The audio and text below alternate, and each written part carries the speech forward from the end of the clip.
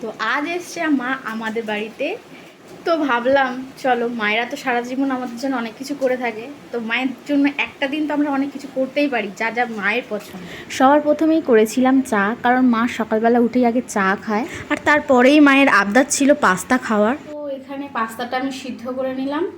পাস্তাটা সিদ্ধ করে নেওয়ার পরে এখানে নিয়ে নিয়েছি আলু, একদম পুরো কুচি কুচি করে নিয়েছি। এখানে একটু করে নিয়েছি রসুন কুচি, আর এখানে হচ্ছে পেঁয়াজ কাঁচা লঙ্কা একসাথে কুচি করে নিয়েছি। চলো, এখানে পাস্তা প্রায় কমপ্লিট। তো ওদের মুখ থেকেই শুনে নিই ওদের আজকে পাস্তা কেমন লাগলো। তো এখানে মাম্মা ফার্স্টে খেয়েছিল, ওর তো ভীষণ ভালো লেগেছে। ওর রিয়াকশান দেখেই তোমরা বুঝতে পারছো ওর কেমন লাগছে। ও তো নাচাই শুরু করে দিয়েছে পুরো। আর তারপরে খেয়েছিল মা। মাও মানে বললো ভীষণ ভালো হয়েছে।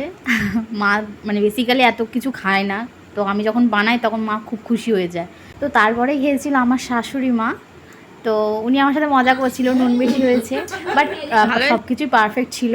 তারপরেই চলে গেলাম দুপুরের মেনুতে। আজকের মেনুতে ছিল গরম গরম চিকেন ও ভাত। আর এখানে তো মাম্মা ওয়া করে করে মাংস দিয়ে ভাত খেয়ে নিল। তো আজকের ভিডিওটা এই পর্যন্তই। তোমরা জানিও আজকের ভিডিও কেমন হয়েছে।